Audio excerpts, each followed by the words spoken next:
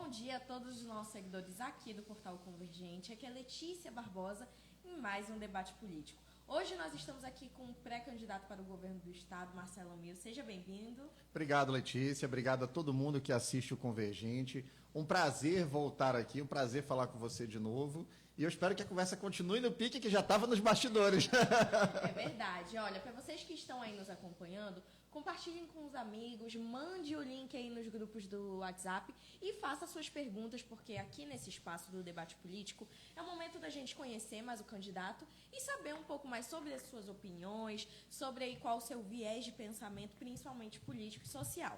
Então, para a gente já começar, olha, nós temos aqui que em julho de 2021, após o PCdoB anunciar que não teria candidato ao governo, né, para o governo do estado, o senhor anunciou a destilação da sigla e em setembro do ano passado filiou ao PSOL. Então eu quero saber como é que ficou a sua situação no PSOL, o senhor segue aí como pré-candidato ao governo do estado, como é que está a sua situação? Sim, pré-candidatíssimo ao governo do estado. O PSOL ele tem uma especificidade, ele é um partido de tendências, ou seja, em tese, nós somos uma federação partidária, somos micropartidos dentro de um partido que é o PSOL.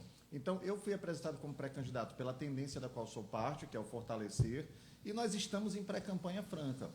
Eu tive agora, em março, uma reunião com o presidente nacional do partido, Juliano Medeiros. Tivemos duas conversas, uma em Assunção, no Paraguai, e outra em Santiago, no Chile, quando fui acompanhar a posse do presidente. Então, a construção política interna, ela está indo muito bem. A gente está bem feliz com isso. Nós tivemos agora a federação com a Rede Sustentabilidade, que é um partido do nosso campo ideológico, que tem fundadores que eram membros do PSOL.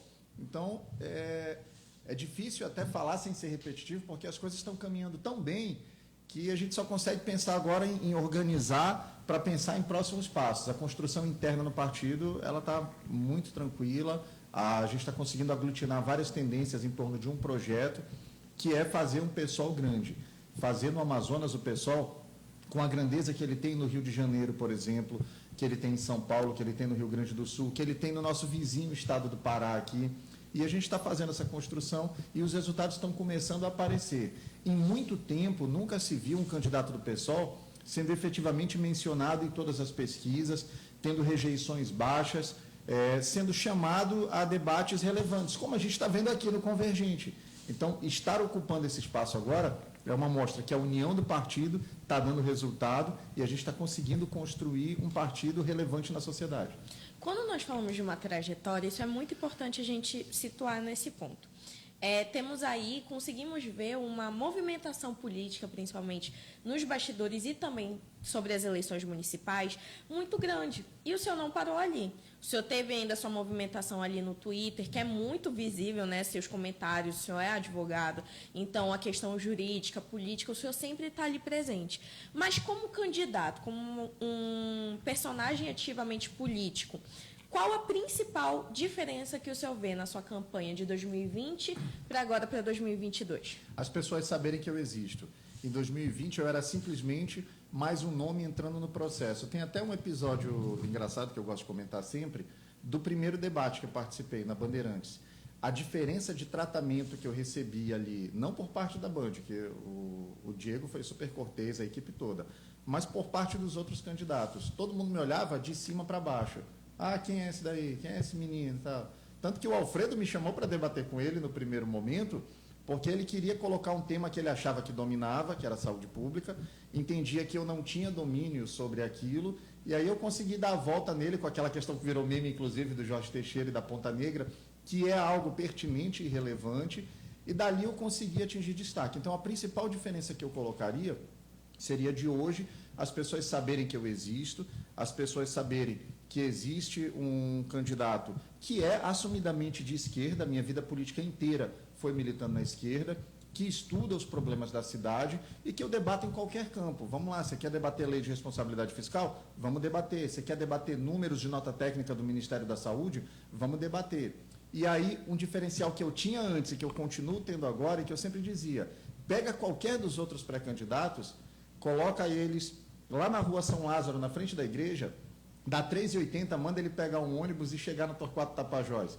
Eu sei que eu chego, os outros não têm, não chegam. Então, qual é o diferencial disso? Eu conheço a realidade de Manaus porque eu vivi a realidade de Manaus. Eu estou me aprofundando na realidade do Amazonas, conhecendo os municípios do Amazonas, Itapiranga, Silves. Eu não consegui chegar ainda a tantos municípios eu gostaria de chegar.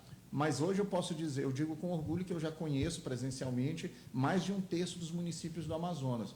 A região metropolitana toda, alguns mais próximos, Calha do Madeira, Baixo Amazonas, e em breve conhecerei todos os 61 municípios do interior. Mas o diferencial principal no que você perguntou é isso. Antes, o Amazonas não sabia que eu existia.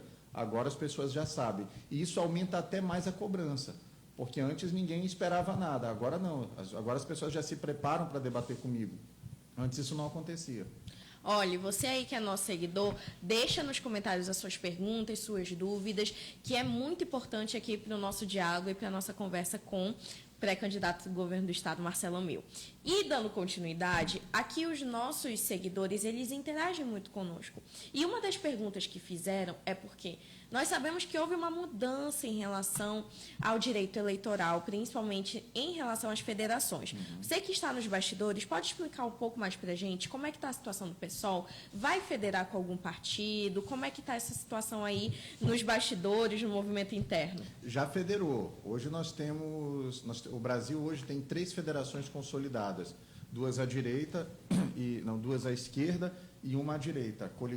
Federou-se o Cidadania e o PSDB.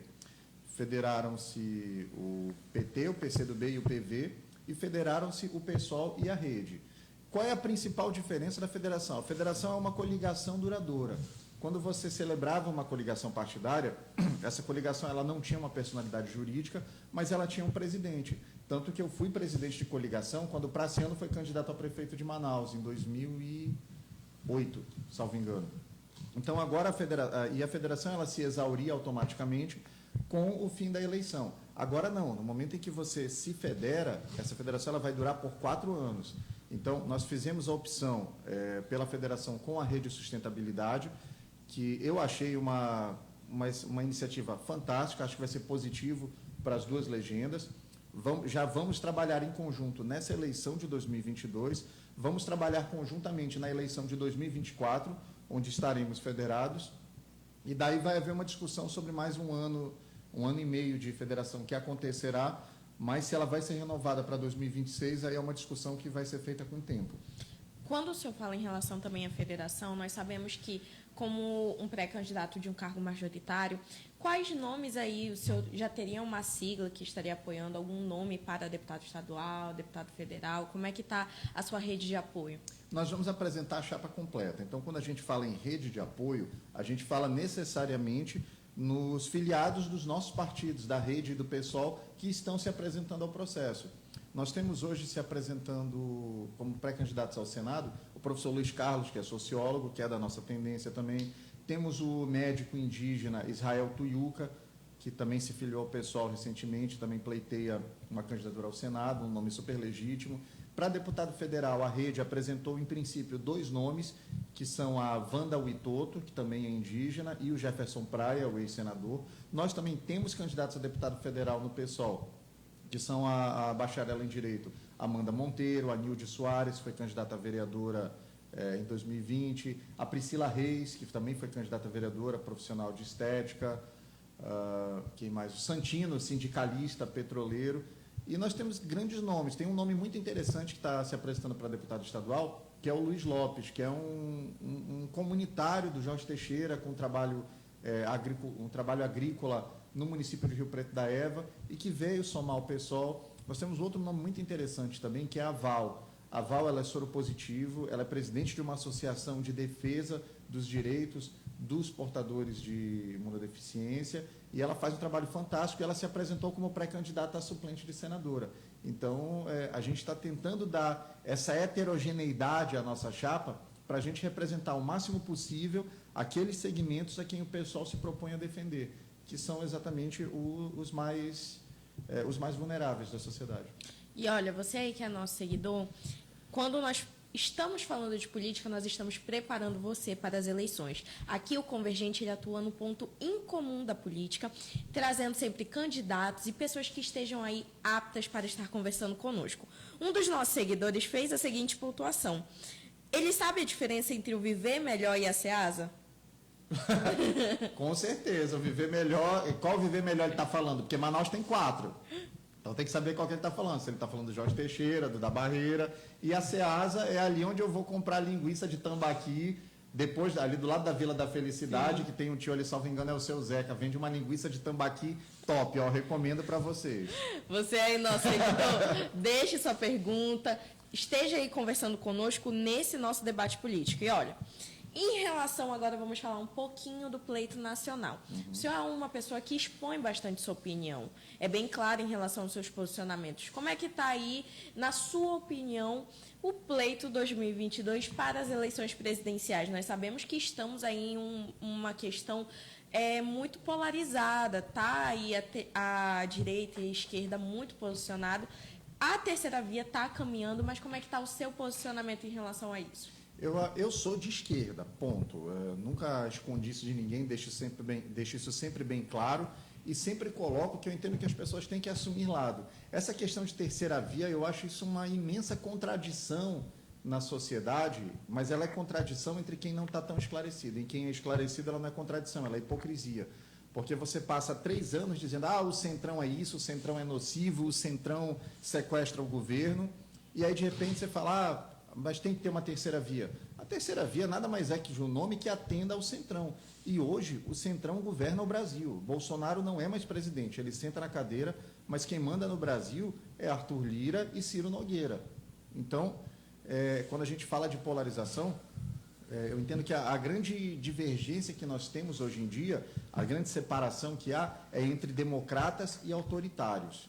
Eu entendo que todo mundo que está se unindo em prol da defesa de um Estado de democracia, eles são bem-vindos na nossa trincheira. Eu posso concordar ou não com eles, eu posso ter visões econômicas, visões de guarda-chuva social diferente deles, mas se eles defendem um Estado democrático, eu sei que eu vou poder discutir com eles no campo das ideias. O outro lado, que é o lado que hoje está ao lado de Bolsonaro e sua trupe, eles não são democratas. Eles flertam com o autoritarismo, eles insistem em discursos autoritários. Bolsonaro voltou a dizer recentemente que haveria contagem manual de votos, o que é um discurso mentiroso, porque os votos são contados já através de BU, mas de uma forma que impossibilita a fraude. Então, nós temos o sistema eleitoral mais seguro do mundo, ponto. E quem está falando isso é alguém que perdeu uma eleição. Eu tinha todos os motivos do mundo para atacar o sistema eleitoral, mas não faço. Então, a polarização que existe é entre democratas e não democratas. E eu recomendo a todo mundo, quem está assistindo a gente, procura aí na internet, você deve encontrar em PDF, um livro chamado Como as Democracias Morrem.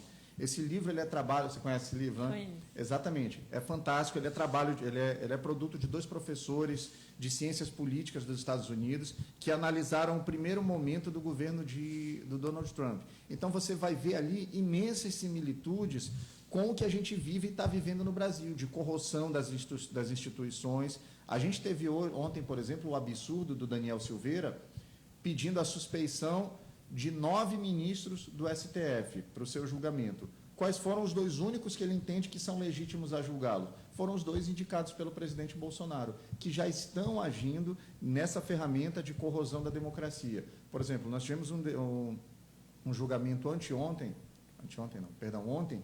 de uma questão ambiental que seria relevante para definir políticas ambientais, e o governo vai perder porque o governo, mais uma vez, está tentando passar boiada, como o Ricardo Salles tentou. E houve um pedido de vista que paralisou o julgamento. Quem fez o pedido de vista? André Mendonça, indicado por Bolsonaro. Então, a grande polarização que eu enxergo é essa, é entre democratas e autoritários. Eu sempre vou estar do lado dos democratas. Eu nunca me imaginei na vida votando em Geraldo Alckmin, por exemplo. Só que, nesse momento, o Geraldo Alckmin assumiu uma postura em defesa da democracia. Então, como eu vou votar no Lula para presidente, então, necessariamente, eu também vou estar votando no Geraldo Alckmin para vice. Se é pela democracia, ótimo. Depois, nas ferramentas da democracia, a gente vai para o embate, a gente vai para a discussão. Mas a democracia é o ponto principal dessa eleição. Isso conecta, inclusive, com uma pergunta que um dos nossos seguidores fez, que foi a seguinte. Uma vez que o senhor esteja eleito governador, aceitaria compor com outros deputados, inclusive os de direita? Se eu decidir não compor com qualquer deputado, eu vou estar simplesmente negando tudo que eu digo. A democracia pressupõe isso. A questão não é, o problema da política não é a composição, são os valores pelos quais se compõe. Se eu vou compor com alguém, vamos lá, eu assumo o governo do Estado, eu vou precisar construir uma bancada de pelo menos 2/3 para eu poder direcionar o Estado dentro das visões filosóficas que eu acredito e que foram eleitas pela população, então eu vou ter que fazer concessões. Agora, há uma diferença entre você fazer uma concessão política para alguém tocar uma agenda de debates e você entregar uma agência reguladora para alguém roubar. Isso daí nós não vamos fazer. Agora, a concessão política, ela existe, ela é própria da política, só não existe discussão política em regiões autoritárias. E isso daí nós não vamos fazer. Volta para o que eu disse antes. O plebiscito que o Brasil vai viver nesse momento é entre uma retomada de caminho da democracia ou de um afunilamento no autoritarismo. Nós estamos, inclusive, em um momento que os nossos eleitores aí, eles fazem uma conectividade em relação a toda uma história de vida do candidato, né? As redes sociais, elas trazem esse impacto muito grande, que tem essa conexão, tem esse momento muito mais íntimo dali do eleitor com o possível candidato. O senhor, como candidato, como o senhor avalia essa interação nas redes sociais? Eu acho muito legal, para o bem e para o mal, né? Eu fico feliz porque a gente começou a viver esse ano algo que eu não tinha experimentado ainda, de feedback nas ruas. Como eu estou dizendo, em 2020 ninguém sabia que eu existia, hoje em dia as pessoas sabem. Então, ser abordado pelas pessoas na rua, eu até brinco, estava comentando com os amigos um dia desse, que eu acho que eu ganhei a eleição de 2020 no primeiro turno. Porque um monte de gente chega comigo e fala, poxa, eu votei em ti. Eu sei que não votou, aquela pessoa está querendo ser gentil e tal, mas gerou uma expectativa nela, gerou uma perspectiva. Então, isso é um feedback bom. Como eu ia te comentando, eu evito interações particulares. Eu converso com todo mundo, quem opera minhas redes sociais sou eu mesmo, não é a produtora. Então, eu interajo com todo mundo, respondo dentro do possível. Tem dias que chega muita coisa e a gente vai construindo. Eu não fiz personagem nenhum para a eleição, nem para nenhuma outra eleição. Quem decidir votar no Marcelo Amil por algum motivo, vai votar no Marcelo Amil que existe. O que eu estou falando aqui com você na entrevista é o que eu conversei com o segurança do Banco do Brasil, que puxou papo comigo quando eu fui um dia desse pegar meu cartão lá na agência. É a mesma conversa que eu tive com uma senhora que sentou na mesa comigo na PIC quando eu estava tomando café para começar a puxar papo sobre política. Então, não tem personagem. Sou eu aqui, sou eu na rede social, com os meus defeitos, com as minhas virtudes, com a minha expansividade, com as minhas reservas. E é isso que eu tenho a apresentar para o Amazonas. Eu, simples. E em relação agora, é uma dúvida que todos nós ficamos. Quando a gente vê essa situação, que já houve um momento que o senhor fala, não era conhecido, hoje quais os maiores desafios, as maiores dificuldades que o senhor vê e o senhor sente nesse pleito?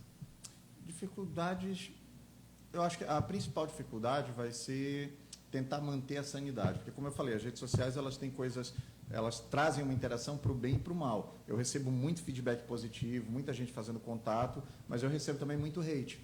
Tem muito, em 2020, eu não evitava comentar isso, mas tinha muita ameaça de morte, dizendo, vou descobrir onde tu mora, vou te caçar, não sei o quê. E eu ignorava, óbvio, eu tomava cuidados, chegou uma época que eu cheguei a andar com escolta, mas eu não permitia que isso me enlouquecesse. Agora, essa eleição de 2022, ela vai ser muito mais tensa do que foi a de 2018 e do que foi a de 2020, por causa de um elemento efetivo, Jair Bolsonaro. Essa é a eleição dele. O Jair Bolsonaro sabe que perder o poder significa, a médio ou curto prazo, ir para a cadeia e ver os filhos irem para a cadeia também. Só vai escapar a filhinha de 12 anos dele, que não tem nada a ver com a história. Inclusive, eu até recrimino quando alguém faz memes e coloca a criança, que ela não tem nada a ver com a história. Aquele 04 não, aquele Jair Renan, aquele é um bandidinho da mesma laia do restante da família. Mas esse vai ser o principal ponto dessa eleição, manter a sanidade e manter a segurança, porque essa turma... como disse a irmã do capitão Adriano da Nóbrega, que foi o miliciano que foi assassinado, ela falou, tramaram a morte dele no Planalto. Então, essa é uma galera que mata. Então, nós vamos precisar ter cuidados nessa eleição. É muito importante lembrar aos nossos seguidores que aqui é um espaço realmente de diálogo, é um momento que todas as opiniões são respeitadas e você, nosso seguidor, contribua com esse diálogo. Olha, Dando continuidade aqui, nós estamos com em torno de 229 seguidores aqui conosco na live. Gostaria de mandar um abraço para todos vocês. Deixem seus comentários, deixem o seu feedback. E agora nós vamos fazer aqui um joguinho, um bate-bola. Olha, para o Marcelo Amil, cidadão, manauara, advogado, o que o Amazonas representa? Tudo. Eu sou nascido, criado, quero ser enterrado aqui. Meus filhos moram aqui, já tive oportunidades de sair do Amazonas, até mesmo do Brasil, em questões profissionais, mas eu sempre escolhi ficar. É aqui que eu estou, é aqui que eu amo, é aqui que a minha vida está. Então, é aqui que eu preciso melhorar. Se eu quero viver bem, eu tenho que melhorar o Amazonas, porque sair daqui não é uma opção. Para o político Marcelo Amil, o que o governo do Estado hoje representa para você? Uma perspectiva real de melhorar a vida das pessoas. Eu, Marcelo Amil, eu posso chegar no semáforo ali, encontrar uma família e eu posso mudar a vida deles. Eu posso ajudar a botar uma criança na escola, eu posso tentar arrumar um emprego para aquele pai. Agora, eu, cidadão, posso fazer isso com uma pessoa. Quem pode fazer isso com a coletividade é o Estado. E o Estado tem o dever de fazer essas coisas. Então, é no Estado que a gente vai poder transformar a vida de um grupo grande de pessoas de modo que se reflita numa sociedade melhor. Esse é o papel fundamental do Estado. E a política? O que a política, a palavra política, a representatividade política significa para você? Significa algo que eu preferia não estar fazendo. Eu preferia que a gente estivesse numa sociedade com justiça social, onde eu pudesse pegar minha filhinha de 14 anos, levar para o Largo de São Sebastião para tomar um tacacá, sem eu ver crianças da idade dela pedindo esmolas. Se a gente estivesse numa sociedade com um mínimo de igualdade social, provavelmente eu estaria tocando violão, provavelmente eu estaria fazendo teatro ainda, eu estaria focado nos meus processos do direito desportivo, mas eu não consigo aceitar que o estado que a gente vive hoje, e quando eu falo estado o estado de coisas mesmo, de miséria, de pedintes pelas ruas, de fome, eu não consigo aceitar que isso seja algo natural. Então, é na política que a gente vai resolver isso. Então, se tem que fazer, eu nunca gostei de esperar que ninguém fizesse as coisas por mim. Então, eu vou lá e vou tentar fazer. E aí eu gosto sempre de mencionar aquela frase do Darcy Ribeiro, em que ele dizia: eu tentei alfabetizar as crianças e fui vencido. Eu tentei acabar com a fome e fui vencido. Eu tentei proliferar a educação e fui vencido. Mas as minhas derrotas são as minhas maiores vitórias. Eu detestaria estar no lugar dos que me venceram. Então, vamos lutar até onde for preciso. Nós aqui do Portal Convergente ficamos muito felizes com todos esses tipos de diálogo, com algumas pontuações, inclusive, maravilhosas. Muito obrigada aqui pela frase. Meu amor, eu te agradeço. Mas nós estamos ainda aí caminhando. Não é o final, mas estamos caminhando para ir finalizando. E dos questionamentos dos nossos seguidores também é: quando a gente fala da polarização da direita e da esquerda, alguns seguidores de direita questionam veementemente o porquê continuar na esquerda hoje. A esquerda teria se elitizado?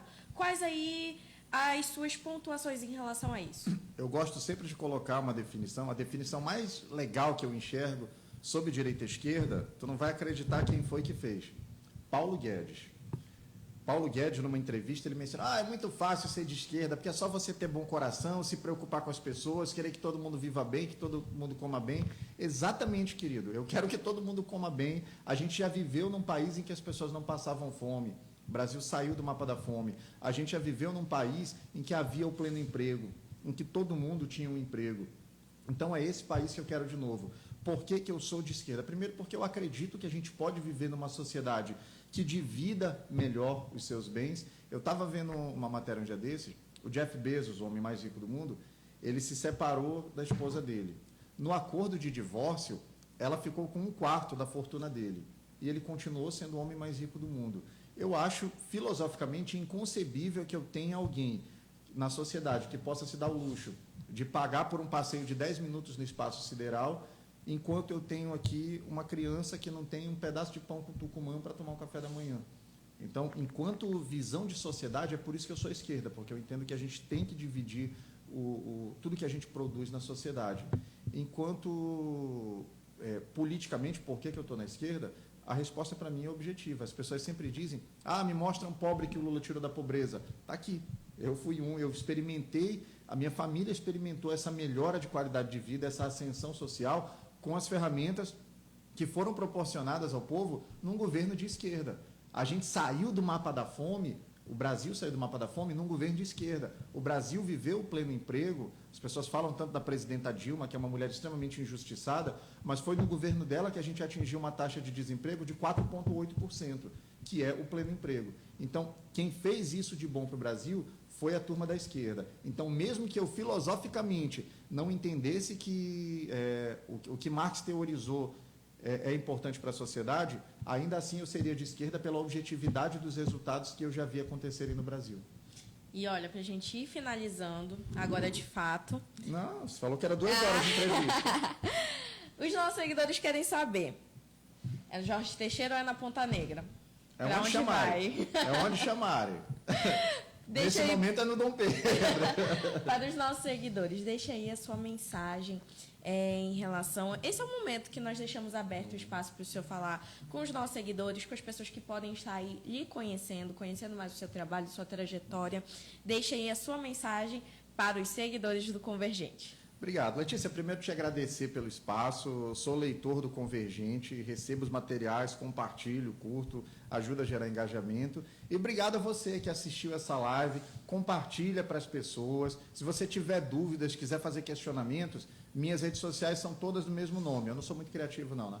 É só digitar Marcelo Amil no Twitter, no Facebook, no Instagram, que vai chegar lá. Pode ser que eu demore um pouco para responder, porque, como eu disse, eu recebo muita mensagem, então não dá para responder tudo. Mas quem interage sou eu mesmo. Obrigado por terem acompanhado isso e não desistam, não vamos perder a esperança.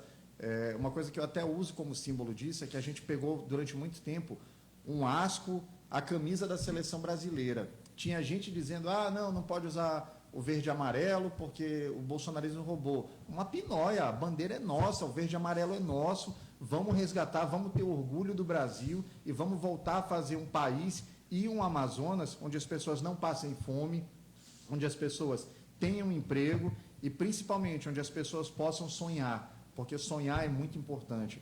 Quando eu era criança, eu sonhava em poder ter um trabalho, em poder ajudar minha família. Isso, graças a Deus, com muito trabalho, eu consegui realizar. Hoje, adulto, eu sonho com um Amazonas onde ninguém passe fome, onde todo mundo tenha trabalho. E eu não tenho dúvidas que a gente vai realizar. Não permita que roubem teus sonhos. Vamos seguir em frente, vamos discutir, vamos construir e vamos sim fazer o Brasil um lugar melhor e o Amazonas um lugar melhor ainda. E obrigado a todo mundo. E para você aí, nosso seguidor do Convergente, acompanhe as nossas redes sociais, deixe a sua curtida, o seu comentário, compartilhe com seus amigos e esteja aí conferindo o Convergente, atuando no ponto em comum da política. Muito obrigada, doutor Marcelo Amil. Bom dia.